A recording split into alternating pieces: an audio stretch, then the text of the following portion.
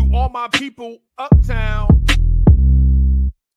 Harlem, Brooklyn, get ready for your main man's Corey Lee, Staten Island, and Boulevard 73, aka CL Smooth and Bully, the Bronx, your 718 boy. Queens, everybody, everywhere.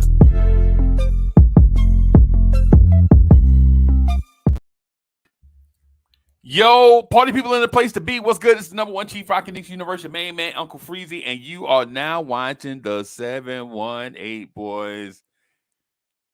Let's get to it. You already know what it is. Representing one of the greatest boroughs God ever created. Queens is in the building. Corey Lee, what is good? Let me bring in our homeboy, our brother from another, Bully. What up? What good? Up? Representing Dumbo, Canarsie in the building.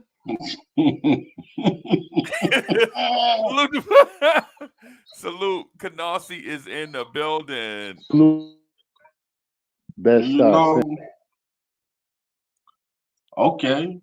Okay, yeah. Houdini. Yeah. Go ahead, man. How'd you do that so quickly? Stop. We got an action-packed joint today, man. Our guy Jay Boogie the closer is gonna be coming through in a few. We're gonna feature a new joint from him, but Corey Lee has a surprise for everybody, right? All right, Lee, it's on you, bro. Yes. Good morning. Good morning. I'm glad to be here. Bully, what's good, baby? What's up, homeboy, man? I missed you for a week, man. What up? Like that. I know, and then right? pause on that. Too. Pause. You know what I'm saying? You know brotherly love, homeboy. You know what I mean? Yeah. Speaking of love and family, yo, what up, Cowboy? We got two guests on. Speaking of brotherly love and family, we got two guests. You know what I'm saying? Two dope up and comers in the game. You know what I'm saying? Very respectable. I like them. They have a dope content. They have a dope show. You understand what I'm saying? And it's the two Knicks chicks. You know what I'm saying? Diva Locks. Yes. And Lady in the Chef. Yes. Good morning, beautiful ladies. Good morning. Good morning. Good morning. Good morning. Good morning. Thanks for having us. There you go. There they go. There they go. Hey. Super excited to be here this morning with you fellas. I know, Bully. Finally, we got him on a double date. What's good? You stop. Well, you paying for everything, homeboy. Well, okay. Let me pull out my black card. Okay. And if you don't know what that is, it's a Cash App card nowadays. But anyway. Yo, you wildin', kid. No, but welcome y'all to our platform, man. Thank you for coming. Thank you for having a show, first of all, and knowing that y'all out there and everything, man. I appreciate y'all, because you know what? A lot of things that I see, I know we got the queen out there, Steph. Salute to her, definitely. Yeah, and everything. You got Ebony, you got oh my God, Miss Margaret. You got a couple of other ladies out there, but I know I watch y'all when I can get to y'all. You know, if I ain't doing whatever, I definitely watch y'all, and I appreciate y'all being here. And each one teach one, and we all need to gravitate to each other. Thank you. Agreed, and thank you for watching. We always appreciate you fellas being in the chat, hopping on when you can. We're looking forward to having you on more. So I'm excited to be here. You know, I look forward to going on to other Knicks content creators platforms and being able to, you know, hear different perspectives and opinions on the Knicks. And it's nice to take away and agree to disagree. You know, I think it makes for great content, actually. So I look forward to this. No diggity. Same here. Madam Locks. Same here. I always say it's like a, you know, it's a community. You know, I always tell people it's not just about like podcasting. Like you find a commonality, and again, we're not going to always agree, and we shouldn't, because we're individual people. So I love it that, you know, you can hear other people's opinion, you know, going back and forth for the chat. Like, you know, when that chat's on fire, that's what makes great content, because it gives you a chance to respond. And, you know, again, you see other people's side of, you know, what what's happening and things like that. So and it makes for good discussion. So that's one of the reasons why I like I love the chat, man. The chat is what makes you, So and again, thanks for having us. And it's good to come on other people's platform and vice versa. It's no competition. We're all just supporting and uplifting one another. No diggity, no doubt. I had just a few questions for you females, you ladies, I should say.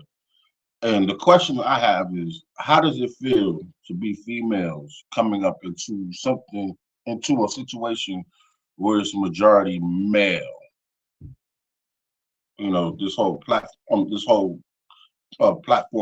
content creating game.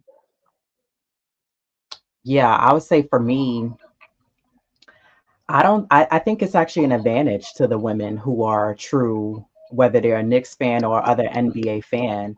I think it's an advantage because a lot of times it is a very male heavy dominated industry, but a lot of the men, believe it or not, if you know what you're talking about, and I'm not just talking about the stats, people can tell if you're really passionate about the game and you have that passion for whatever team you support.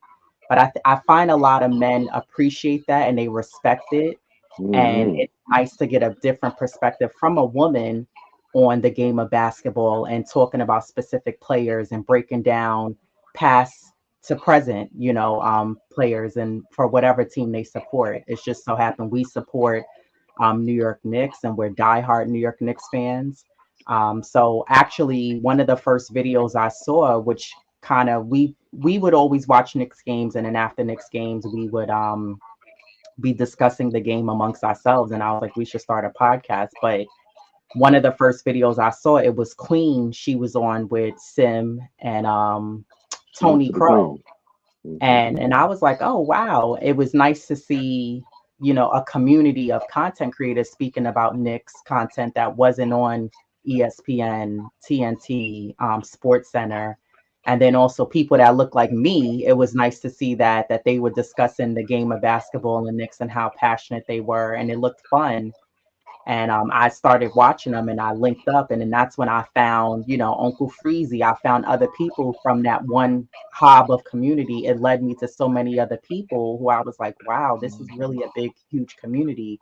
But I find even on Queen's Ladies Night on Queen's channel, a lot of the guys love seeing that monthly panel of all women discussing basketball, and they really appreciate our takes. And I think there's room for us, just like it is for the men in such a male-dominated industry.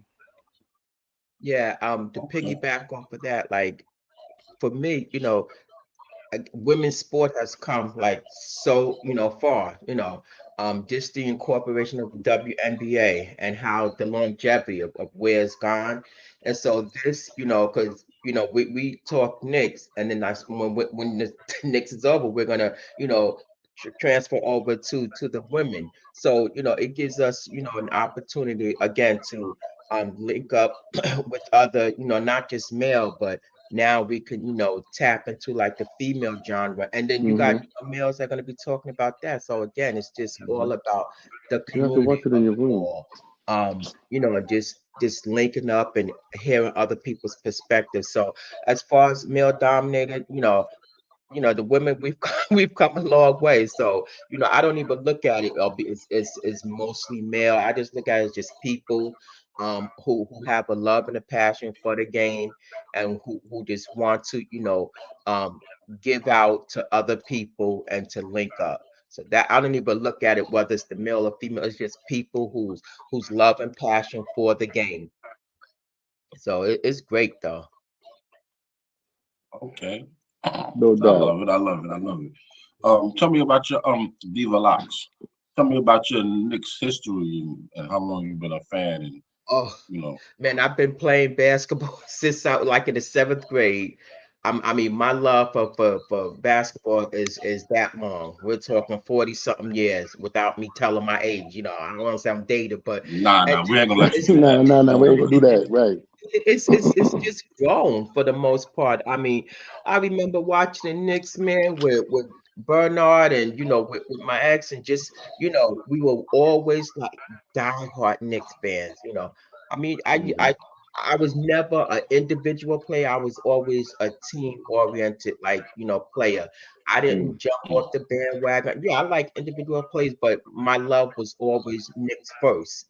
Like, no matter what, it was like, nah, I don't care who they have. I'm rocking with them through the good, the bad, the ugly. And there's been a lot of bad, but I still held on to my Knicks, my love for them.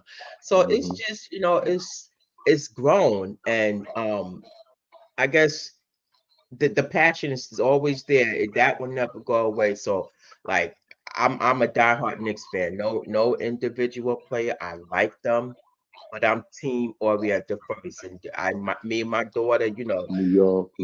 we used to watch, the Knicks. Yo, okay, we used to watch the Knicks, man, since she was young. And she can definitely tell you more about that. But I'm just, it's been over 40 something years I've been a Knicks fan. Facts. Don't worry about it. That's why that 73 is up there too. High five for you long time Knicks fans. Because, because believe me, I've been a Knicks fan since Jesus was wearing Air Jesus sandals. So So it is what it is. You know what I'm saying? Ain't nothing wrong with it. You know what I'm saying? I can feel like a hole in my natural and the gray in my face. So I've been a Knicks fan for a grip. Exactly. You half this hole is from them. Exactly. Man, I was born in 73. That's the last time they won a chip. That's why the 73 is behind that. I mean, in back of that boulevard, man. So it's coming up. So that already let you know I'll be 51 on Tuesday. So I need me a championship in my life. There you go. Early birthday. I seen the Giants. I seen the Yankees, the Mets. Exactly. Well, I didn't see the Jets. I seen the Rangers. We don't do the Jet talk over here. Watch them out. I understand, but chill. Like I said, I've never seen the Jets, right? Did I not just say that? Come on, McDudd, stop playing. But okay, but I seen all of that, and I ain't seen my beloved team win nothing yet, and it's stuff coming. like that. So I need that. Man. For real, I really, really need that. But thank y'all, man, and I love y'all backstory, and more females need to follow suit. And I think you, the queen, and other various females and ladies, Ebony and stuff need to come and speak the truth that y'all love the Knicks. You know what I'm saying? Y'all love the Knicks, man. Come out there and don't be ashamed. Yeah, we lost. We all took it on the eye. We took it on the chin and stuff like that. But we here now, and we kicking the dog doodle out of them. So let's go. Let's go. Okay, speaking of kicking the dog doodle, you know what I'm saying? Let's discuss about last night. Let's talk about last night. Let's go. I'm gonna start off with the guests because we not here. We here to hear them speak, not necessarily hear me or Bully speak. But so we'll start off with you, Lady and the Chef. Give us your opinion of last night's game, and then when you're done, pass it to Diva Locks, and then we'll come back with Bully, and then I'll finish it up. If Freezy, you want to jump in? You already know. Yeah, jump in like double dutch. Pull. So just want to say salute to two Knicks chicks for coming through and hopping and jumping on the joint early on a Sunday morning. I know in the game scheduling is always tough when you have to balance your podcasting schedule, your personal schedule and work schedule to jump on and just talk about this team that we all love. So salute to y'all for coming through. I also wanted to say I'm a big fan of y'all work. I noticed that y'all don't shy away from difficult conversation. I noticed that what I'm saying, whatever it is to talk about, y'all just talk about it like because the thing about being the balance between being a sports fan and being podcasting, you want to be a fan, right, and put your fan opinions out there, but at the same time you don't want to disrupt or offend some of the listeners and all that stuff, and people that coming through rocking with y'all at the same time. Also, so I was watching the other day. I'd be in the weeds, man. I don't jump in y'all chat because I don't want the stuff to be about, you know what I'm saying, about who all in the chat, because I just flat out just find y'all entertaining. Mm-hmm. You know what I'm saying? To be honest with you, I didn't even, no disrespect, but I didn't even like look at y'all like ladies or whatever. I just looked at y'all like Knicks fans like everybody else. Yeah. You know what I'm saying? Because I've been doing this long enough to know that, sometimes gender aside, I don't really care, but it be dudes be talking, they don't even know what they be talking about. You know what I'm saying? So, I respect y'all for being knowledgeable and, you know what I'm saying, doing y'all thing. So I'm a huge fan. Lee told me this morning that y'all was coming through, man. I was super excited to have y'all here. So if I sound like a fanboy, just two things. I'm gonna just, if I sound like a fanboy, it's because I am. And hopefully y'all will say, so what? If you sound like a fanboy, so what? We just talking Knicks, man. Everybody here just take. So, we all family. We all family. Yeah. Exactly. Yeah. But like I was saying, to Freezy just hijacked me and we left. And we stopped. But you just asked me. We stopped. Bully, you see, Bully, you see how you always hit us with strays, Bully? I already know, man. I already got shot a couple of times already, so I'm just gonna leave it. I'm gonna ban it to myself. I'm gonna do a Rambo. Man, you better Kevlar. You need to stop, bro. Anyway. Oh, thank you, dog. That's the Canadian bacon. No, stop. Trying to JD. Oh, go ahead, man. Go ahead. Go. About last night. Let's talk about last night, fellas, ladies, gents. Let's get into last night. Give me your highlights, your lowlights, and you know what I'm saying, your overall opinions. We'll start off with you, Madam Lady in the Chef. Yeah, I thought last night's game, to me, originally I had the Knicks. I was a little shaky on them beating Sacramento, not because I didn't think the Knicks would be able to beat them, but even when I looked at the scoring, considering we beat them with only 3 guys in double figures. I mean, and I think I say that because Brunson's been having to carry the team. This is his second game now, scoring 40 plus points in a game. And one of my concerns I've been harping on lately is the Knicks lack playmakers and guys who can contribute aside from your typical Brunson and Randall. But last night, I liked the energy. I like what I saw energy-wise from the Knicks. I think when the Knicks come out with high energy, they tend to play a lot better. Even though considering the Knicks had, I believe it was like 14 turnovers, and the points in the paint were quite low, which is something else they've been struggling with lately. And I brought that up with the points in the paint because I feel like the Knicks don't have a true score maker in that 5 position and give you that extra oomph that's needed besides your typical shooting guards and your point guard. But I like what I saw energy-wise. The defense is there from the Knicks. I'm not really questioning the defensive effort. Now, on Monday against the Warriors, yeah, I do want to see a tighter defense. But I thought the Knicks game, I thought the ball moved well. I like the energy. I like that guys were locked in. I like what I saw from Bogey. I like that he was aggressively driving to the basket. Alex Burke, I know Monica McNutt said it looks like he kind of woke up.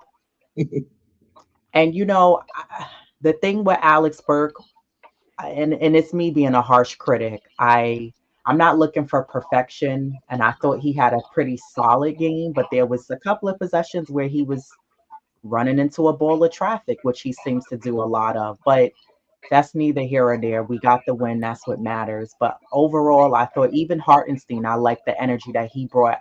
I felt like ever since he's been dealing with that left sore Achilles injury, I don't know, Hartenstein's, his energy level seems to not have been there where he was pre-injury. And last night, he looked like he got back to that, which I was happy to see. I thought OG, even with him playing limited minutes, he played pretty well. Brunson did what Brunson does, Brunson things. I thought he definitely carried us for that game. I was definitely looking for a little bit more from Miles McBride, but I did allude to this in our episode yesterday that sometimes with McBride, it can be up or down with him, and that he may give us a game where he doesn't score anything. There's no points, there's no rebounds, there's no nothing. And that's okay. He's going to get better. I'm not so much harping on him for that. But overall, I think as a whole, I thought that was a solid win. And I'm looking for the Knicks to carry the momentum going into the remainder of this West Coast trip, to be honest, especially on Monday and against Denver. Good point. Okay. Good point. Definitely. But for me, it was the defense. I kind of knew like Sabonis was going to be like a tough match, and that was my whole thing, because this guy he's leading the league as far as like the triple doubles. So for me, just like that defensive effort and just containing him and holding him. I mean, like defense, like the Knicks, they're fifth. They're getting back to where they were from before. Which is it just locking like guys and holding it to the opponent to under whatever it's 100 points. But Sabonis was scoreless in the fourth quarter. Like he wasn't able to do Sabonis things like what Brunson can do. And he's their team. So I don't think it's so much as De'Aaron Fox. I think it's Sabonis. So they were able to contain him, just like the man coverage. Like at some point, they had three guys on him. So just containing him. Like I was like, man, like when I was watching, I was like, yeah, this is what they need to do. For guys like that. Brunson, of course, we know what he's capable of. And just like Bert, you know, he woke up. I'm hoping he can definitely carry this over. Because he's a decent player. He's not the old Bert, that he was before. I'm glad that he was able to, score. You don't want to see nobody struggle. Burks was able to, contribute, and that's what we was talking about when in our part. I was like the three main guys I wanted to see was Precious, DiVincenzo, and McBride. But McBride, whatever reason, like he struggled, like Lenny Chef said, with him it's like an up and down, but they didn't get flustered, they didn't, get their head down when they did, lose a lead. And it wasn't a huge lead. So I guess that's one of the reasons why we were able to okay, Tibbs, called those timely timeouts to gather them. Brunson, getting some rest, he didn't play as many minutes. So Tibbs is like, recognizing that. And I guess maybe because OG is back, so that sort of helps with the rotation. And just overall, like they just played like solid, ball. Like, they played their style. And when they do that and don't fall into the trap of other teams, the Knicks have, success when teams want to run and gun, they like, nah, let's get back to our style. And so they were able to, maintain, that lead, didn't get down. And just able, just again, just their defensive effort. I mean, I watched that game through and through, and I was like, yeah, this is. When we won, I text my daughter. I was like, yeah, we won. So it was late. It was a late game. So and I just, they got two more games, out in the, in the West. And things when you win against like opponents like that, and it just it helps carry over most times. And I'm just hoping that they can repeat this during the Warriors game on Monday, and we'll see. I had them going 4-0. To be honest with you, I'm an optimist. Wow. Yeah. Thank you. Somebody, what I'm saying, free spirit, free mind, just don't be sitting there closed. Thank you. Yep. That's what's up. 4-0, baby. 4-0. Exactly. Bully, what you thinking, bro? What you think about last night? Yo, salute to the ladies, man. Salute to you, homeboy. And of course, Freezy, man, big bro. Last night, man, showed me a lot that, well, OG scored 2 points, Precious scored 2 points, but their defense was crazy. They was swarming and stuff like that. It was a physical game. It was a physical game from the rip. And what I appreciate was how, even though they was coming at them, Sacramento was coming at the Knicks, they found a way to get past that. Yeah. Even when you sat Brunson, and even when you sat certain entities of our team down, they was coming at us, and we still found a way to win the game. You know what I mean? Physicality is the Knicks style of basketball. I mean, excuse me, 90 style. I remember I said that last year, and I got kicked in the butt for it. But you could see, you got all these big dudes out there, and when Randall and Mitch come back, it'll be something different. But last night was just crazy, and I appreciate how they was after the ball. Yeah. DiVincenzo, yeah, he in a little slump right now. I think he a little tired. That's fine and stuff like that. But they was after that basketball, and they put hizzy fits on them. They put hizzy fits on Sacramento and stuff like that. They couldn't really get no real offense going. So every time they try to build a lead, we just smacked it back on down. Every time they try to get at us, we just smack them back on down. And Brunson was relentless last night. You can't even front on that on no level. Yeah. If he's not going to be the MPV this year, man, you better put that man in your top 5.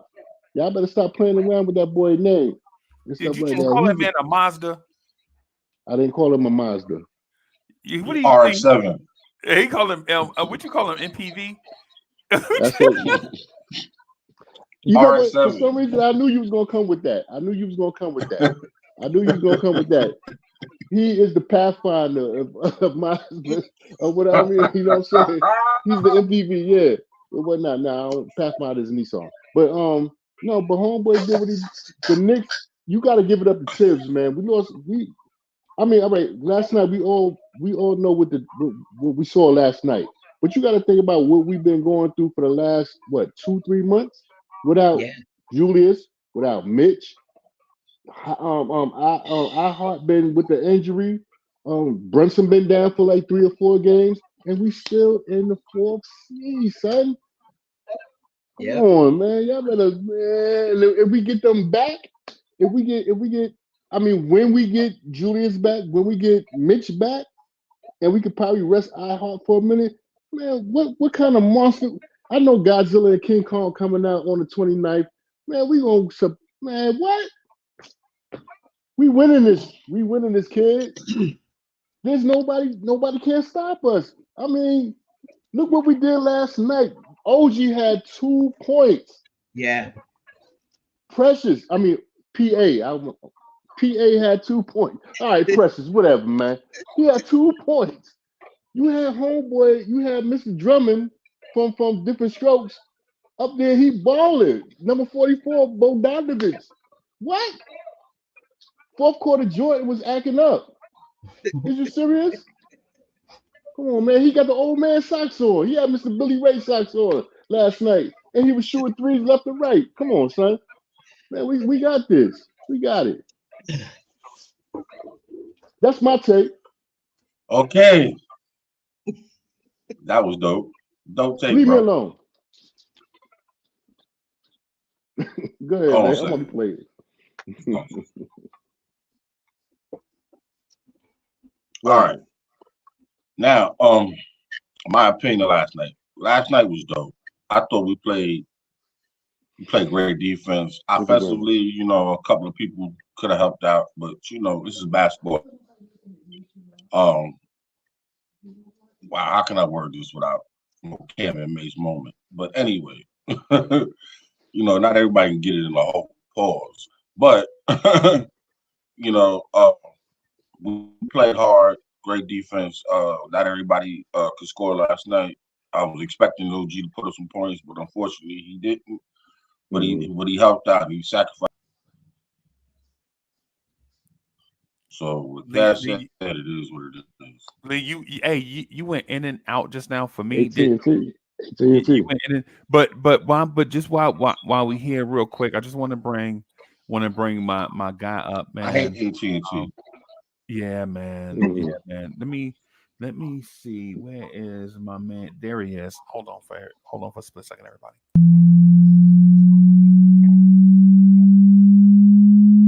Let's get it. Y'all be spitting with your flows, I'm just podcasting. That's right. On the air every day, I'm just podcasting.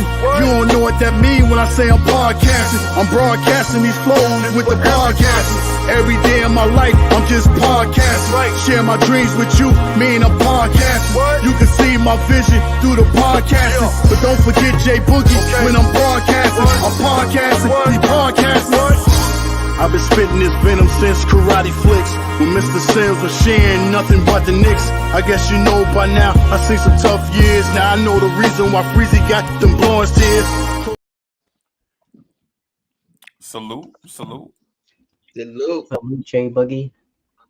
J Bug. Yeah. Morning to the family. How's everybody, man? Good. Good, man. You Hope came everybody's in the right greatest on time, man. You got here right on. You got here right on time, bro. I talked to Corey Lee, and everybody before the show started. I was telling everybody just real quick before like at the halfway through mark, I was gonna play a joint, and you showed up right on time, man. So I just want to tell everybody just really quickly. I got we have a world premiere from my man J Boogie, aka the Closer. You can check out all his stuff on Spotify and YouTube Music. I got a joint right here. J Boogie, you planned it perfect, bro. Right? I told him right at about 30 minutes we was gonna do this. So everybody, hold on, get your coffee mugs ready, whatever your beverage of choice is in the mornings. And get ready for a highly anticipated joint from my brother from one of the GOATs in Knicks universe, J Boogie, the Closer. Hit him up. Hey, Blake.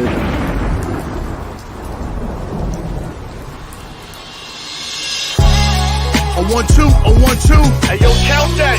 I want two. Count that money. I just found Nas lost number 2 pencil. I'm about to write a letter to the Knicks fans.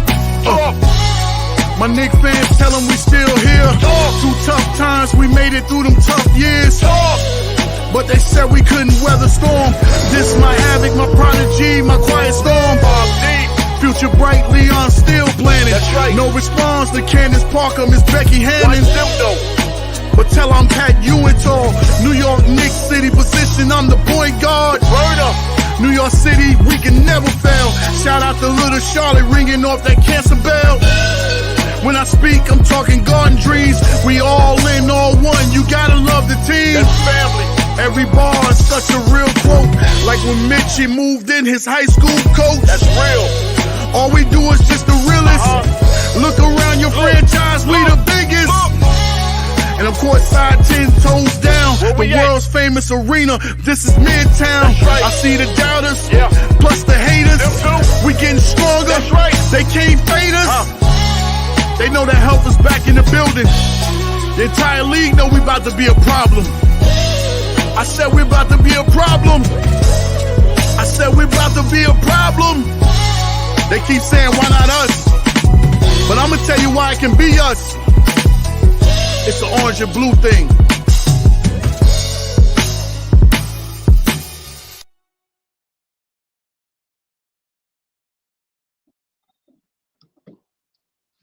That's dope. Super dope. Super dope. My man J Boogie in the building, keeping us inspired. I appreciate that, Freezy, everything that you do. And shout out to the family. I've been promoting over the last 3-4 days, and I'm going to eliminate the word from J Boogie's mouth. It has nothing to do with nobody else, but I'm not considering nobody else to be chats no more. Everybody to me is consistent as being family. So I'm gonna start promoting this family word because I want to make sure we're totally different from any other sports team it is. So when I see that orange and blue, I know that's family. When I come on the scene with y'all, I know I'm at home. I'm with family. So I'm gonna start promoting that. I let off a few things this week. You know, I let off the Clyde Frazier thing this week. I let off the Mike Breen thing this week. And I wanted to save this one right here for the 718 guys. You know what I'm saying? Because I never really I wanted to make sure I wanted y'all to know I've been thinking about y'all. So I wanted to premiere this song right here. I'm in high words with the organization right now. I'm striving to shoot that video right there on top of Madison Square Garden. I want to be on the roof and shoot that video. I haven't got the word. Not saying that it'll be done, you know what I'm saying, but that's where I'm striving to do, you know what I'm saying? And I got a lot of heat right now. I've been waiting all season long. Everybody know I'm a contract vendor with the Knicks, so you know that's what's been taking so long with a lot of my music and everything. But right now, playtime is over with. I got the type of music where I could drop it any time because I'm not limiting things. I'm not really name dropping guys. You know what I'm saying? I'm really just trying to get the New York Knicks music in the club. This is where I'm at. I want to see, why can't we party to some basketball music? You know what I'm saying? We love music and we love sports. So this is where I'm at, but I just wanted to come up here and rock with y'all guys and let y'all know I appreciate everything y'all doing across the board. Seeing y'all when y'all started coming, and I see where y'all at, and I see y'all grabbing. Y'all look like y'all could be partners, you know, amongst, you know what I'm saying, the 2KC. That's the two Nick chicks, you know what I'm saying? Shout out to y'all ladies. I see everything that y'all doing, and man, everything is open for all y'all. Continue on prospering, continue on believing, continue on having faith. And when things look tough, you know what I'm saying, and the roadblocks, just keep going because you're your own roadblock in life. Can nobody stop you from doing and becoming anything that you want to do in life? You can be successful yourself. Like, I'm 55 years old. I never thought I'd come home from the feds and have two businesses and be, you know what I'm saying, a big name, you know, amongst, you know, family of a New York Knicks organization and be inside that organization. I'm blessed, but I couldn't do it without none of y'all. So let that be known. As I go, we all go. As y'all go, I hope y'all carry me. Much love to y'all on this beautiful Sunday. You know, I don't want to take too much of y'all interview, but I need to make sure that I drop that song on the 718 show. Queens get the money, but New York, all day, get the money. Brooklyn keep on taking it. I gotta say it. The greatest borough that God ever created, man. The Bronx, New York. You know what I'm saying? The what? The Bronx. We the best that ever did it. We got the most NBA rings. We got the best rappers. For more now.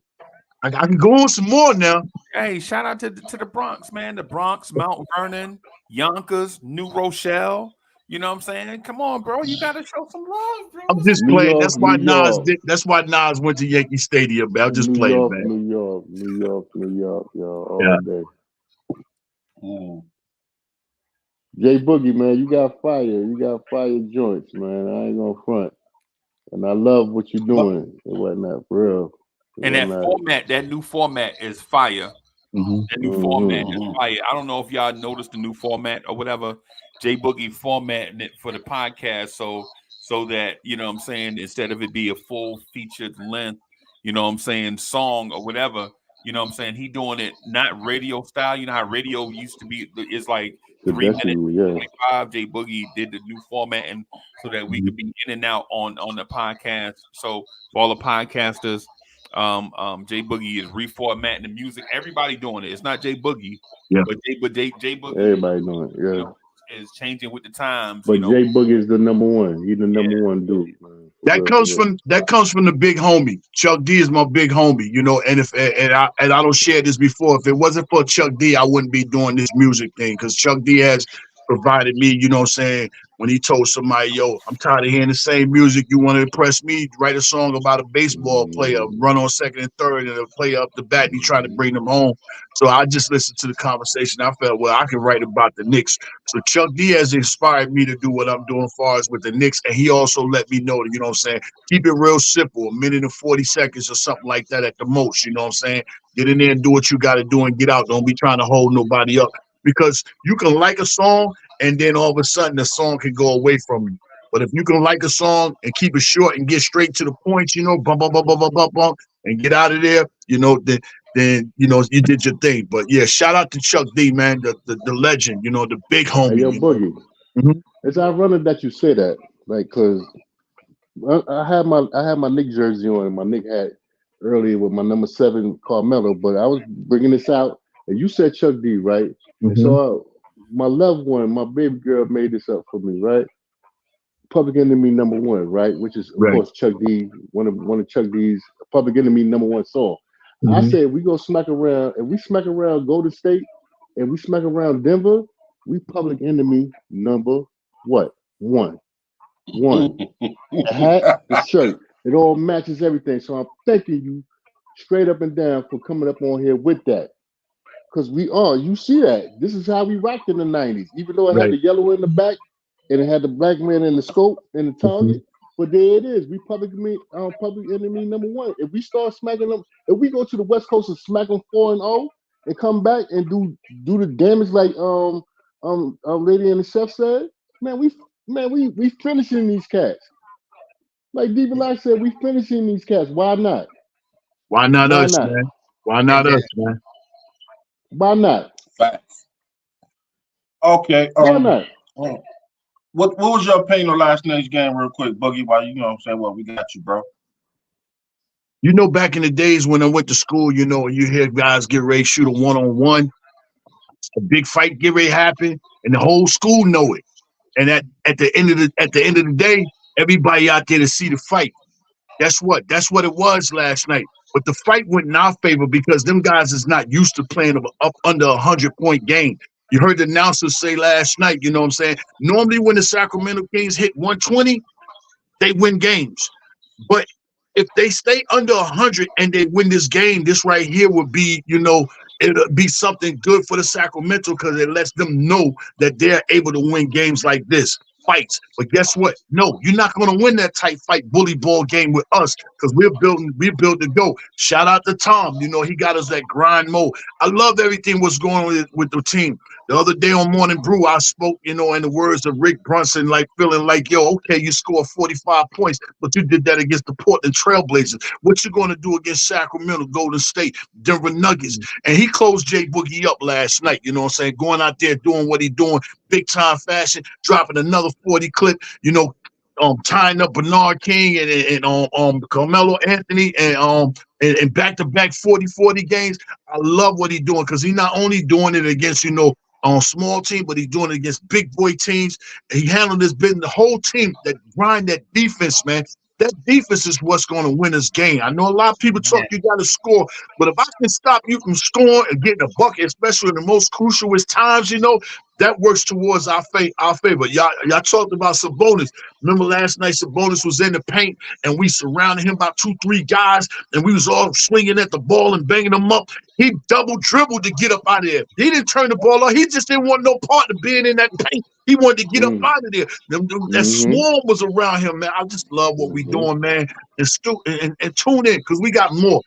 Don't let Julius and Mitch come back healthy to finish this season off. Game over, kid. Continue on saying Eastern Conference Final. And if it's Boston, I don't have no phases against them at all because they don't want to do nothing but shoot jumpers. They don't want to get in that paint. They don't want to get dirty. They don't want to get physical. They don't want to do none of that. For us, we want to do all that because, you know what I'm saying, we want this championship in New York City. We want to celebrate on Broadway. We want the organization to turn up. We want all of the Knicks fans to turn up. We want all the podcasts to turn up. We want all the Twitter spaces to turn up because we all deserve to have a championship. Everybody didn't see Clyde win those championships. I grew up and came up under Ray Williams and Mike and Ray Richardson. I really miss Clyde in that era right there. But I appreciate it right now. I remember that WWOR Channel 9? WOR TV Channel 9. Yeah. Late 70s, man. Well, early 80s. Not to give away ages or nothing like that, but being a shorty, you like get ready to go to school the next day, and then the Knicks be playing the Lakers at 10 o'clock on Channel 9. And you're supposed to be in the bed. Your mama done made you press your jeans and your BVD shirt or whatever it is you was wearing to school. mock neck sweaters. Yeah, or to the pretty boys Converse. like Billy, who used to wear the Teddy Pendergrass jeans to school. You know, hold on, I got them in the closet right here. Yeah, they're in the closet right there. I hope they stay in there, bro. I hope they stay in there. Please let them stay in there. Please.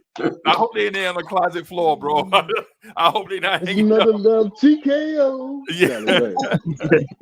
Hey, Freezy, man, 718, and the two lady chicks, and everybody else, family inside, watching right now. I'm gonna go ahead and roll out, man. Let y'all continue on doing what y'all doing. But I wanted to make sure I personally just come and deliver that song to y'all, and everybody keep doing what they're doing. Have a blissful weekend. Don't wake up tomorrow be like, oh, it's Monday, I gotta go to work. No, wake up tomorrow and know that I got a job to continue on feeding and providing for my family and my household, man. Salute, salute, salute. 3 capital S's. Peace, God. Salute, J Boogie. Yes. J Bug. Oh man. J Bug owed me some money, but that's all right. Lee, just real quick. So we running behind time on old school Knicks, so we might need to push it back some. So the soft out that we talked about earlier, maybe we could go across some if you got time. I wouldn't mind, and if somebody has a department, I can hang out with the two Knicks chicks or whatever. However we want to do it, man. I just wanted to let you know that old school Knicks is probably pushed back a little bit. So we don't have no problem. All right, so we ain't got you, homeboy. You got the controller. Okay. Let me explain something real quick, because the other day, maybe about a week ago, the lady, the chef, was like, "What is this butcher he's talking about?" Oh yeah. And I said, the butcher's coming, and that's the butcher Mitchell coming. Robinson. Yeah, the butcher coming. And when I'm trying to tell you, when he comes, this Knicks team is gonna not change, but morph into something so dominant that the league is gonna be like, this ain't fair. This ain't fair. How y'all doing this? Now listen, there's no shade to Hartenstein, and there's no shade to nobody else on this team.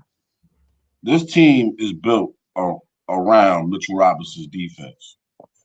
He is. If you ask any Knicks player, they'll tell you this team is built around Mitchell Robinson. He's the key to the whole defense.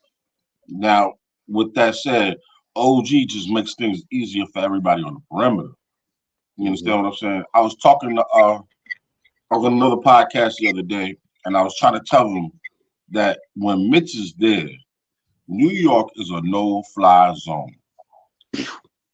There you go. No, ain't nobody getting dunked on.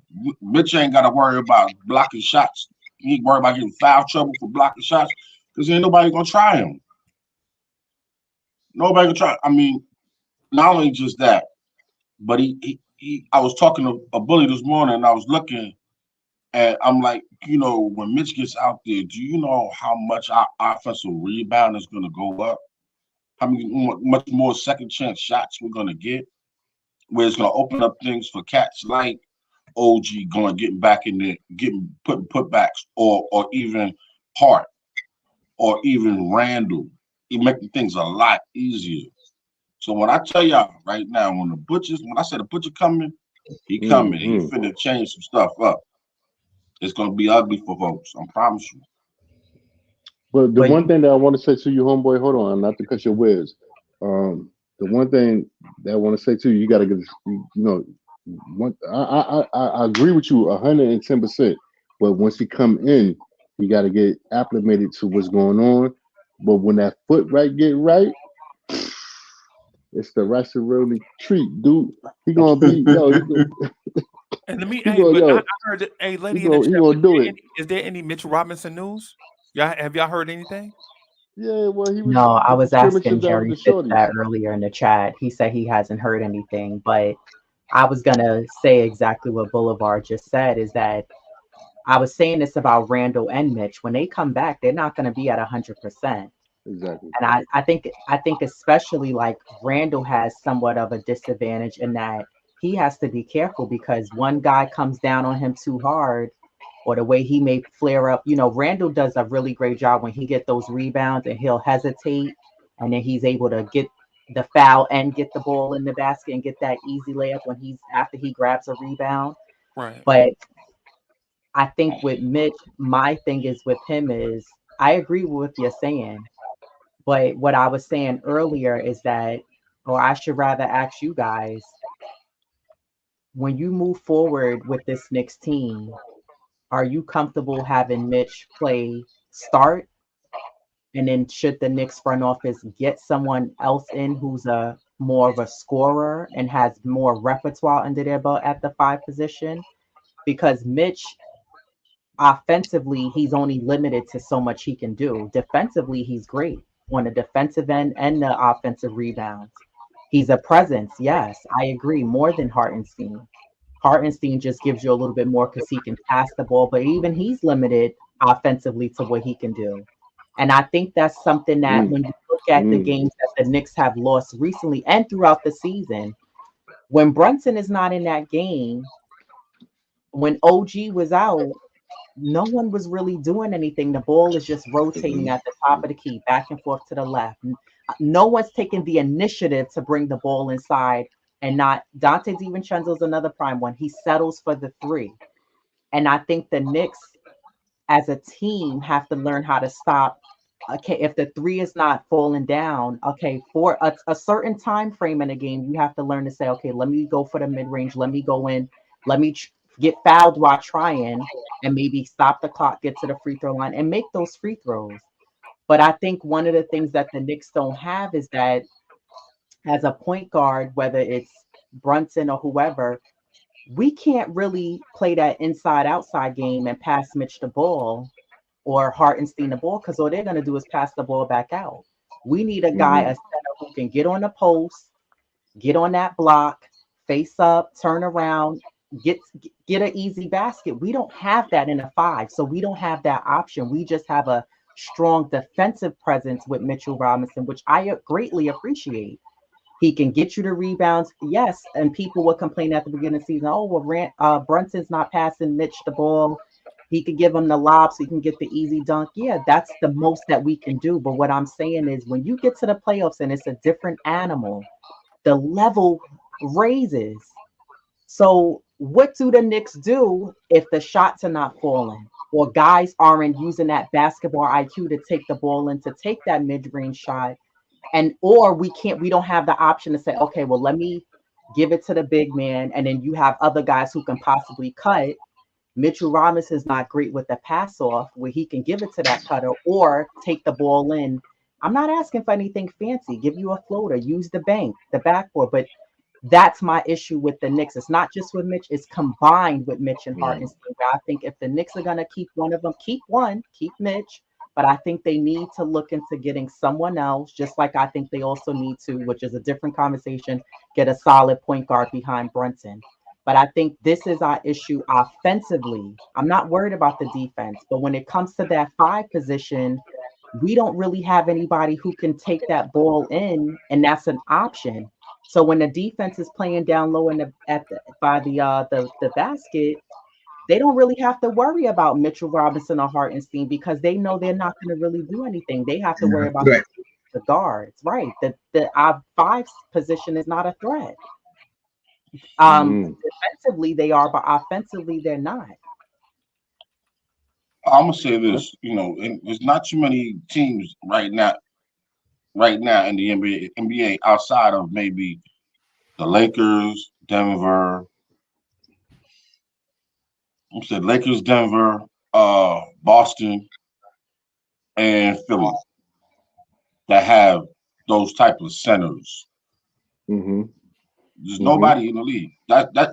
Those unfortunately, Patrick Ewing and the Patrick Ewings and even what's my man who played for Cleveland back in the day? Freezy, help me out. Larry Ness. I know who it is. I know who it is. I'm gonna let Elam. He talking about Brad Daugherty, but yeah, Brad Daugherty. Yeah, Brad Daugherty. NASCAR. Yeah, it's They're not. They're not walking through. They're not walking through the door no more. You know what I'm saying? Right. You know, anybody 6'10" and above, they want to be power forwards or they want to be wings. They don't. You know, unfortunately, the game has went away from the back to the basket. Let me post you up. Let me take you shimmy left and go fade right. That stuff is gone. Those they're considered dinosaurs. Now, me personally, I love that game. I've always loved that game. You know what I'm saying? Because it brings balance to the game. Yeah, That's how I see it. I think it's and I'm sorry, Ms. Divalas, for cutting you. I was just gonna say I agree with both sides of it. I think it's though like what Lady and the Chef said. I think it's more situational. It's like when you get the ball, what do you do with it? Like we don't have to feature Mitch down there, right? Or feature a 5 down there. Like he don't have to get like 40 touches a game and get 20 shots a game. It's you know, when Brunson's not cooking, when Randall's not cooking, the outside shots are not going. Do we have a guy in a pivot that can at least, you know, it's like during the course of the day, you know how you just go to the snack machine and get you a ham sandwich out of the snack machine or something? You know what I'm saying? You know how you can get you a little Snicker bar, a little honey bun. You know, yeah, yo, don't be judging me, y'all. I'm not the only one that go to a vending machine. I know. You know, so I think it's one of those deals where you want them old men who still keep dollars in their pockets so they can, or loose change so they can get something in the machine. Keep dimes, bro. I keep dimes in my pocket, bro. I was taught that. In a little while, you know, we'll be coming up on a big number age. You know what I'm saying? So you know, so people know what I'm talking about. But I think with Lady and the Chef, I think I kind of agree. The only reason why I don't agree fully is because generally those type of players come with bigger contracts.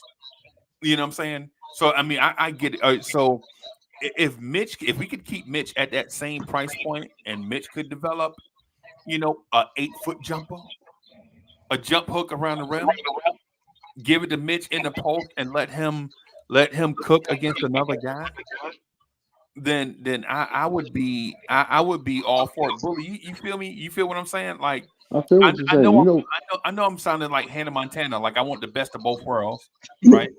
but I'm a fan, and that's what fans do. We want the best of everything. We don't ever want to compromise.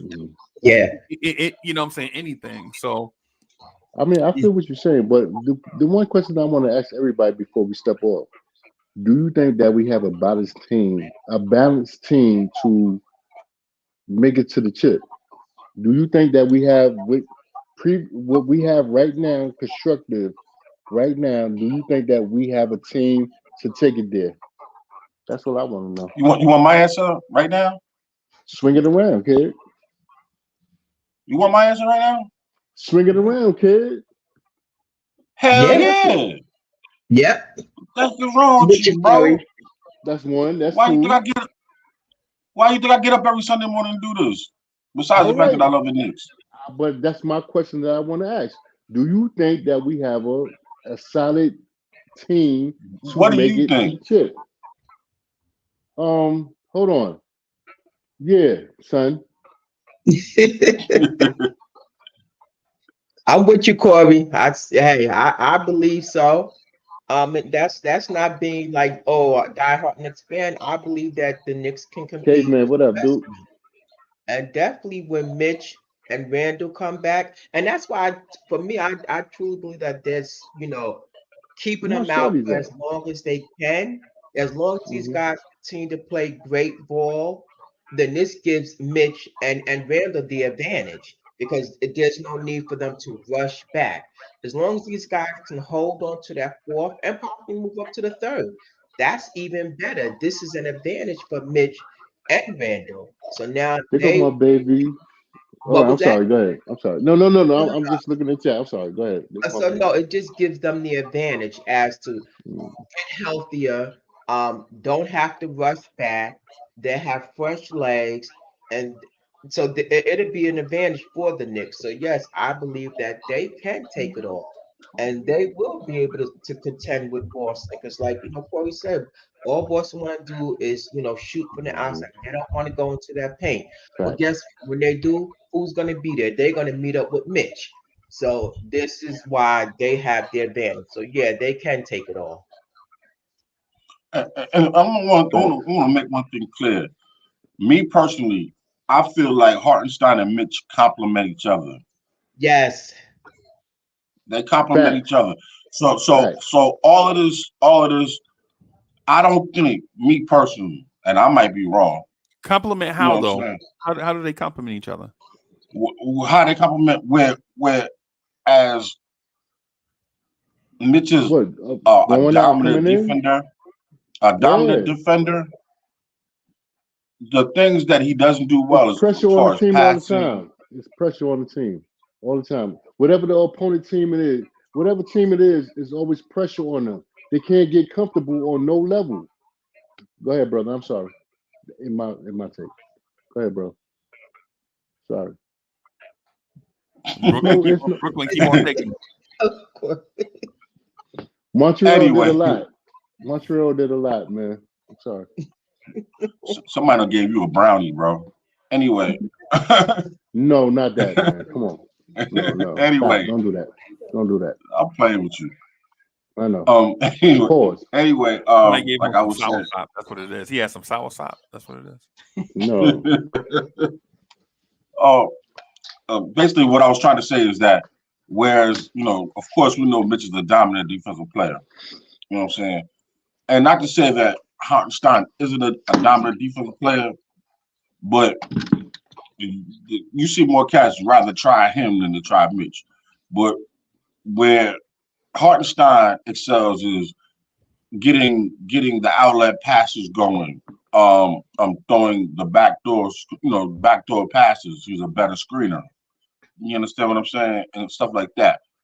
I think the Knicks and Leon Rose will be more in the mind of trying to keep them both at the same price point and invest $30 million in the center position, where you have two guaranteed centers that could start for either way. You can mix and match or switch up to even, for the matchups, you can switch up and do whatever you want. You know what I'm saying? Now everybody's probably screaming, that's a lot of money. That's a lot of money.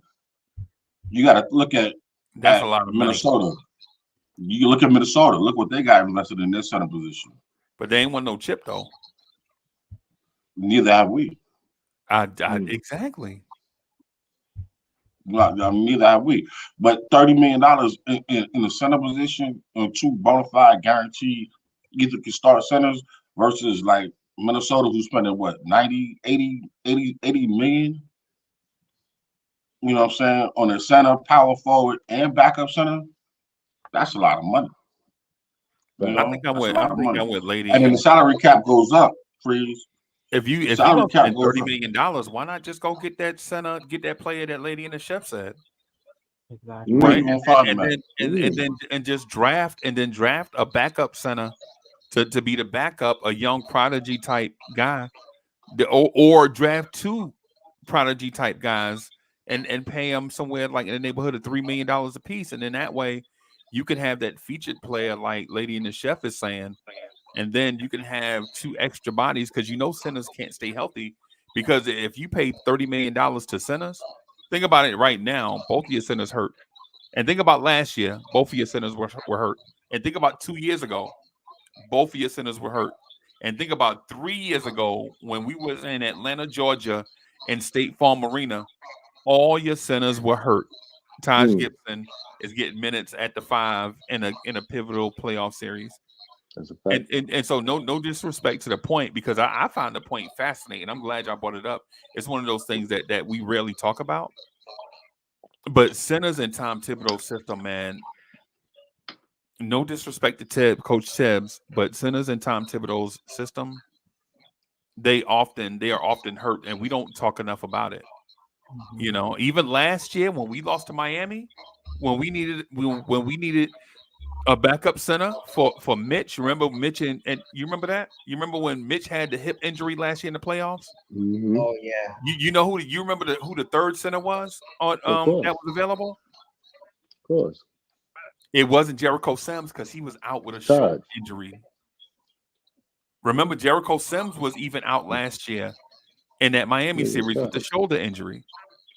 And so if you invest all that money in a center position, right? I mean, under Tibbs, what I would suggest is either go all in and get you an elite center, or don't spend any money in it whatsoever. Right? I just liken it to, and not to hijack the point, but I would compare it to buying your teenager a car. Either you go all in and buy them a safe car that's going to be dependable and you know they won't ever break down, or you go buy them a car off the side of the road and let them put their own money in it and fix it up. And then that way it'll be an investment and they know they'll take care of it. You know what I'm saying? That's my opinion. Diva Locks, you had a different opinion on it, or wanted to add something to it? Oh no. I was just listening. Yeah, no. But to piggyback what Corey and how you were saying how they complement each other. You know, I feel if if Mitch, if he starts, then Hartenstein can, rest Mitch, like Tibbs can rest Mitch, and then that's where iHeart comes in. But if there's another more powerful center, like as you was mentioning, invest in some these young cats and whatever, wherever the Knicks can be strong at, and that's the center position. That's what they lack, and then I'm all for just making the team better, and so they can progress forward. Word. I agree with Ms. Diva Lux and everything with exactly what she just said and stuff. If we're gonna do it, man, let's go all in. If we're gonna do something, let's do it. But y'all not nervous? Y'all not nervous that both centers are hurt right now? Listen, man. I'm not worried about it because first of all, I ain't worried about it either, man. For real. I think we got warriors, and I think when Mitch comes back, things could be a lot better. He might have a little rust. He might, as far as conditioning wise, but I think that he'll be fine. You got to think Steph Curry had to go through the same thing with the foot and ankle situation, and it took him about 4 or 5 seasons to get it right. So, once he gets it right and gets it rolling and gets the right type of I think shoes as well as whoever's taping his ankles or whatever's going on, you know what I'm saying? They get him right and keep him healthy. I think he'll be straight. But both of these centers are 26 years old or in their 26 age season, and both of them came out of high school, right? Both of them have both of them are 19-year-olds or were 19-year-olds entering the league, and have a bunch of miles on them. Are you confident that even now that both can stay healthy and be complementary to each other, and that ultimate scenario of one guy is an offensive hub that can play defense really good, and the other guy is a defensive hub that offensive rebounds really well to keep the offense going? Are you comfortable that both can stay healthy and contribute? For the most part, for me, and that's a great question. For me, I think that when at crunch time when we need them the most, they'll be there. They'll be available, and that's the playoffs. That sometimes regular season is very important for our seating and everything like that. But right now, at this point, I'm looking to see what they are going to do in the playoffs. That's all I care about. Get them warmed up, ready for the playoffs, and then I'll see. We'll go from there. But Bully, it don't bother you or not bother you, but is it not a concern that you can't have both on the floor at the same time with flexible lineups? Well, again, like you were just saying, with their injuries and stuff like that, yeah, it's a concern. But at the end of the day, just like Corey just said, man, I'm not really worried about it, man. We'll cross that bridge when we get there. Right now, I'm not saying that we. You talking about the Tri-Barrel? Whatever bridge we got, it's 21 bridges. It's 21 bridges in the city, man. Pick one. Pick one. Pick one. Pick one. Right. Pick one. It's 21 bridges in the city. Pick one. Whitestone. Whatever. The Whitestone. All right, that's in the Bronx, man. That's the Bronx going upstate. Yeah. You know what I mean? That's up 9-5. You know what I mean? But it don't make a difference. Bronx to Queens. But it don't make a difference. Like we across that bridge when we get there. All this worrying, being scary business, and I remember Belly. Don't bring scary business across my door. Yo, y'all professionals. Y'all made it there.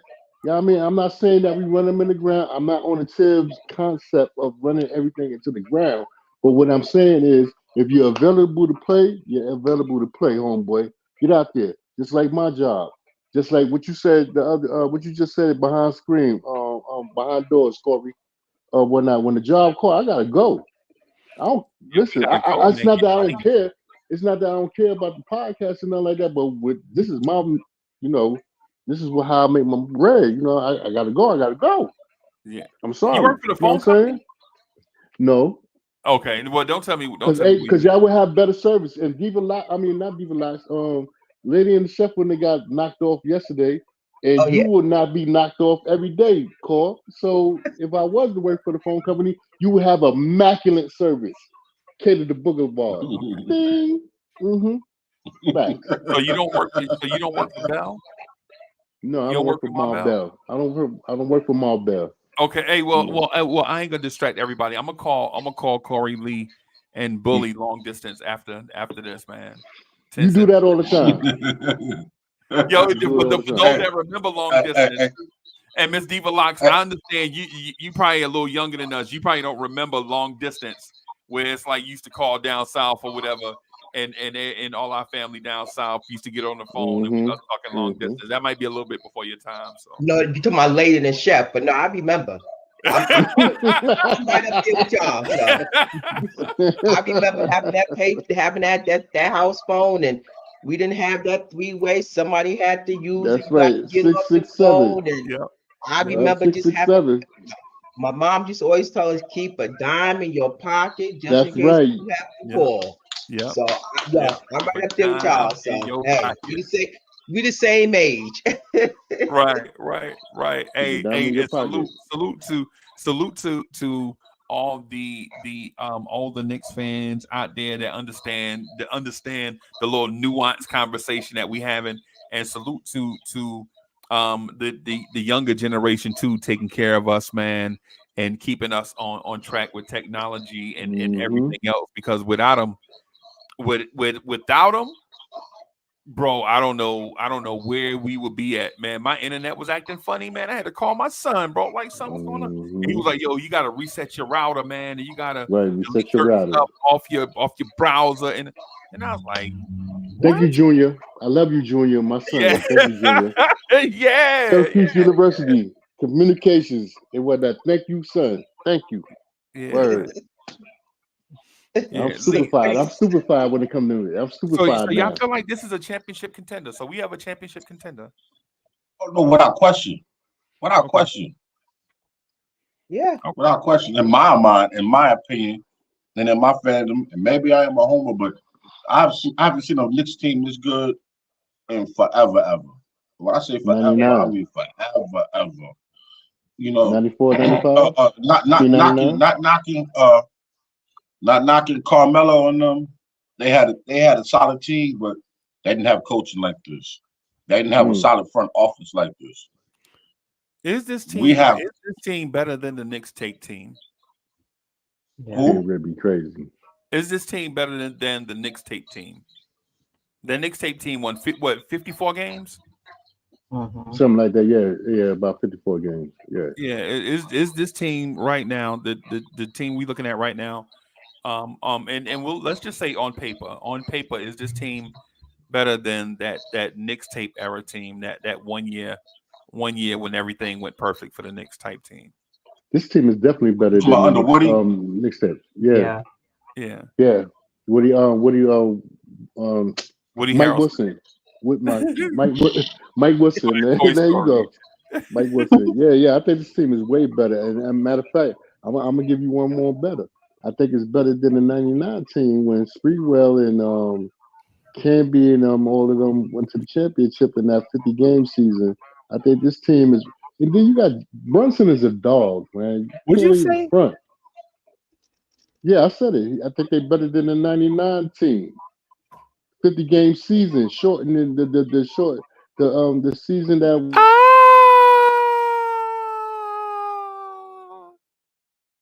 Are you overreacting, bro? No, I'm not overreacting. You ain't do that. I'm not. No, you ain't do that, man. Yeah, what, kid. Bro, are you legit? You saying this team right here? This team right here is better than that team that had Allen Houston in his prime, Sprewell in his prime, a young Marcus Canby, a generational talent. You got Soulfinger back there laughing, man. Come on, Larry D-Rise, that's what's up. Johnson, Charlie Ward, I Chris said it. Child? I said it, homeboy. What more do you want from me? I said it, homeboy. I said it. This team is better than them. All right. Okay. I said it. And that's one of my favorite teams. It was not.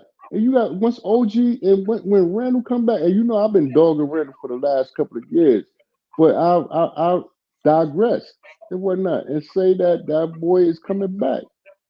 And he's gonna be back soon. My God. I take him a 75% Randall. Get out of here. Look, chill. Let me cook. God. Let me cook. Let me cook because oh my God all the time. Oh my God. Fall back, son. Right quick. I'm telling you. See me, I'm back. I'm out the screen. Go ahead. Listen, I'm telling you, this team is better than '99. And guess what? We're gonna get this chip. We're gonna get this chip, kid. And if I don't get this chip, I'm coming to both of y'all prospective homes, and I'm coming to see y'all. And don't bring no pop salad, bro. Nah. I don't care. I'm bringing Virginia here. You hear? Oh, come on. But not. Come but on. nah, I got the bread. Real talk. I really think that this team is better than '99 team. Brunson is a dog, man. And then you got Josh. You got JH. You got Hart. You know what I mean? Like they hungry. You could see it. They hungry. No disrespect. And then it makes everybody else on the team hungry. I can't give you Josh Hart over Sprewell yet, bro. I just need to see a little bit more. Yeah, Jay, what up? I agree. I agree. That's just a bridge too far for me. But we got so many components. We got so many devices and components that you can lock. I know when I was on the True Knicks Chick podcast, and I said you could just lock Burks in. And he is just like a computer chip. You can just lock him in and he'll do everything. I don't see that. I lost it. Yeah. We can laugh now. I ain't gonna front because I did say it. I can take you back. I don't think Deuce McBride is better than Charlie Ward. I'm not ready to go there yet. Excuse me? I don't think Deuce McBride is better than Charlie Ward. I'm just not ready to go. Both of them are athletic quarterback type point guards. DeMate short. Yeah. Very athletic. Like people would think Deuce is more athletic than Charlie Ward, but remember Charlie Ward won the Heisman, bro. You not. What does that mean? He ain't win no chip. He ain't win no chip for us. He got a Heisman for himself. I'm talking about the player archetype. I'm talking about the player archetype. What you're saying. He won. You saying he won the Heisman because so what? He won the Heisman. A lot of dudes won the Heisman. No, a lot of people that won Heisman off themselves too. It was not. A lot of people that won the Heisman killed some people too in LA. I'm talking about in terms of athleticism, right? I'm not talking about Lego lugs, bro. I'm talking about athleticism. When you just compare, chill out, man. We ain't in no Broncos today. Huh? No, bro. We cool. Stop. Call me. Stop. We talking. We talking. Yeah. And listen, and he entitled to his own opinion.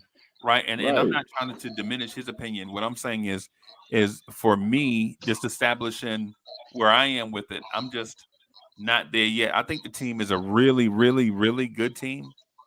And I can see the comparison. And then the other day, I think I might have been with you the other day about that. I just don't know if they better. I think they may be comparable. Yeah. Hey, baby girl. Don't do that. What's wrong with you? No. Hey, little Corey Lee. Hey, speak. Say hi. Hey, little CL. Go in the other room. I'll be there in a second.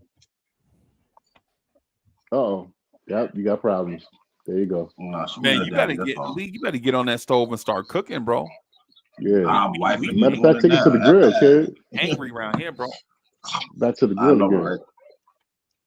But no. What I'm saying, I think this team is good. I think this team is good, man. I think we have we can run through the West Coast. I think we can run through the West Coast, man, for real. I think this team is good. I think this Knicks team has grown. I think they found their identity. But I think the biggest thing with this Knicks team is once they get to the playoffs is how badly do they want it? Because I thought last year when we played against Cleveland, the Knicks was on fire. The intensity was there. And then when we played against Miami, I don't even think it was just the Knicks missing shots and not able to buy a basket. It felt like the Knicks were from a prestigious school and they were playing the school from an urban area, and Miami was the urban team and they was just stomping all over the Knicks, and the Knicks just looked like they weren't ready for that level of that team, and Miami's no better than the Knicks. Right. But I think that with the Knicks, it's important to see how badly they want it. Like every possession has to count, every rebound, every steal. The decision making while you're on the floor in the playoffs has to count, because again, the playoffs is a different caliber, it's a different level than the regular season. And I think as you get through each round, it intensifies. And I think with this Knicks, while I think that they are contenders for a championship, I think when we play against teams like an OKC, when you play against Boston, and people in the chat have said, oh, well, we didn't really play against certain teams when we were fully healthy. But okay, when we get the Knicks have an advantage of having players who've been injured for a while. So now they're coming back closer to the postseason, whereas other teams can endure injuries at this time of the year and be out for the postseason. So we have that advantage. But now when we get there, are your players like Randall going to show up? Is Dante DiVincenzo going to show up? I'm talking about within a series, in each round, you need those guys to show up. And if these guys fade away, or they don't perform, even if it's not just the points, but doing the other little things, it's also a mental thing. So if these guys don't show up, the Knicks are hurt. Good point. Just rely on just one guy, and you have maybe Brunson's going to have an off game, but that pressure shouldn't have to be on just Randall and Brunson and OG to carry them through the playoffs. That's why those other guys, the supporting cast, they have to be ready to step up every game in a series. And this is how the Knicks are going to get past and get through each round. It can't just be Randall Brunson got to give you 35, 40 points a game. OG got to damn near rip his arm off to get us a win so we can beat each team. It has to be DiVincenzo stepping up, Burks, Boji, you know what I mean? McBride, Josh Hart. These guys, those supporting cast guys, Hartenstein, they have to step in and step up as well. And it takes that 150%, 200% effort each night in the playoffs. It can't just be we win one, the other team wins the next game. We win the next one, then the other. That piggybacking back and forth can't happen. Put your foot on the gas, put your foot on that team's neck, and don't let go. Right. And that grit and that resiliency that we've been seeing throughout the season from the Knicks, that's what I want to see in the playoffs. That's the Knicks team that I want to see. I don't want to see the Knicks just, where it's kind of a mediocre or lackluster, or we have to fight and try to fight in the third quarter and the fourth quarter to come back to gather the win. And it's going to happen in certain games. I understand that. Just like some nights, some guys are going to be off. That's part of the game of basketball. That's part of sports.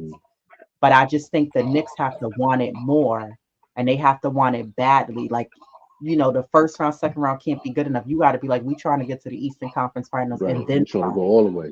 Right. Yeah, Canadian interception said it no better. Yeah, go ahead, bro. Just real quick, man. Anthony D backstage for Old School Knicks, man. He a superstar. Oh, cold duck. He be, how it is with celebrities, bro. You can't haul it. You got to keep them appeased Bring him in, and then you have to transition. But to the point that was made though, Lee, I think some of the things that we're saying, I think if we say just give an example. I think if things like last year when we let people dunk at the rim in the Miami series, right? But Miami made the Knicks earn their dunks at the rim. Like you remember last year when Obi went to the rim to dunk and Bam Adebayo tried to knock his head off and made Obi go to the free throw line and shoot his free throws. But then when Bam Adebayo's was Bam's turn to dunk, like we were waving at the ball going for the block, and Bam would dunk. Yeah. And so the thing is, like when it comes to the who wants it more thing, I think it's definitely one of those things you'll see this year. I think Dante DiVincenzo and Precious and OG Anunoby and Josh Hart are not going to try to send messages because they probably don't want to hurt anybody. But and I think that the message we're sending to teams this year versus last year is you want to dunk. Let's see how bad you want it. You want those two. You want to dunk, or you want these 2 points? Because if it's just about the 2 points, you're gonna have to get them from the free throw line, but you can't dunk. Not in the play, not in these close games. You got to earn every shot, every free throw. You got to hit every one. You're gonna have to play hard for all 4 quarters, all 48 minutes. If we got to push you out of bounds, you know what I'm saying? Then we got to push you. Then we got to push you out of bounds, like Josh Hart did Malik Monk last night. If y'all remember the play where they were on the sideline scrapping for the ball. You remember when Malik Monk and Dante DiVincenzo was chasing down the loose ball and they collided and they called the loose ball foul on Malik Monk. We didn't have that. Malik Monk mad because he was going to be a Knick, but then they shipped him off, man. But that's why he mad. See, but Emmanuel Quickly, RJ Barrett, and Quentin Grimes did not do those things last year. Facts. That's a fact. Yeah, you're right. You know what I'm saying? So when it comes to who wants it more thing, I think it's going to be, you'll see that these veterans have been on bad teams. They've been on good teams. They've been on multiple teams. They've made a lot of money. For the most of them, the one thing they don't have is an NBA championship. And if you ever been hungry for something, you know, and I'm talking about food this morning, maybe because I'm a fatty, I don't know. But it's like you know how it's like you got a chef right underneath you. Yeah, but Freezy, look, Freezy, come on, I got it. Come on, Freezy. Bem. But the point that I was going to make is that if you've ever been hungry and then you get close enough to eat something, there's no going back. You just got to eat something. You want it. Once you're hungry for something and it gets within range, there is no going back. There's no such thing as oh no, I'm not hungry anymore because I didn't eat anything. Nah, for these guys that they've made all the money, they got their contract. Like Dante's locked in, Josh Hart's locked in, OG Anunoby's going to get paid this summer, Hartenstein's going to get paid this summer, Brunson got paid. All these guys, they've already made millions of dollars. The one thing they want is jewelry. The one thing that'll cement their legacy is jewelry.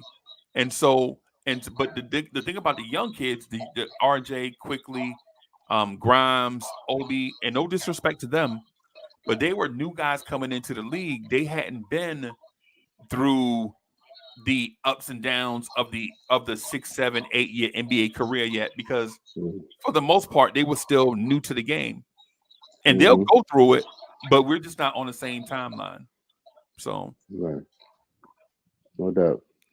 Yeah, Lee, I got to get out of here to do old school next. Ladies, it was a pleasure. Same. Yeah. Well, we're about to wind this up anyway in a second, Freezy. So, you know what I'm saying? You can click the lights out after Stevie gives his shout outs. Nah, you gonna start first, kid, man. I said I'm not Stevie, I'm Ray Charles, man. Stop playing with me, man. Whatever.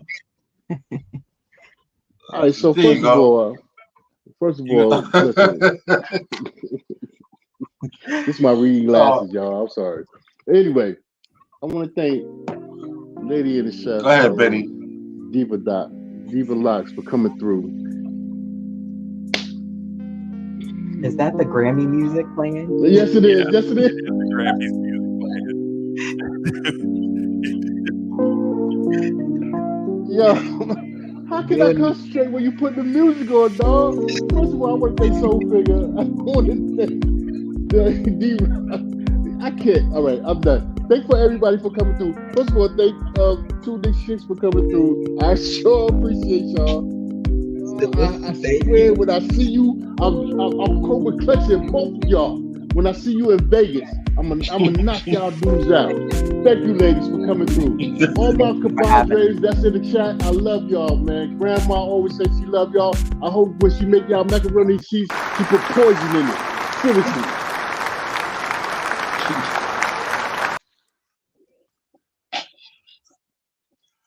And like I always say, it's always a pleasure having guests like you all. You know what I'm saying? Thank you, ladies, for answering the back call. You know, the door is always open. You're more than welcome to come back whenever you feel like. Freeze, you gonna get your behind whipped. And Corey, you gonna get your behind whipped. I promise you that.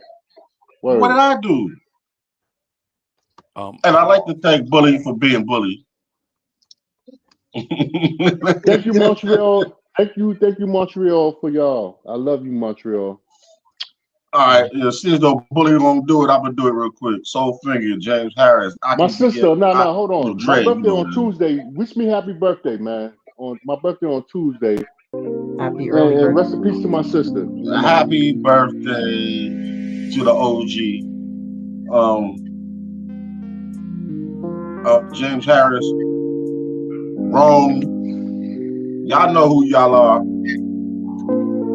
I get at y'all next Sunday because Freezy wants to just kick us out and turn off the lights. But thank you, ladies, for showing up, and we done. Peace, everybody. Peace, everybody. So.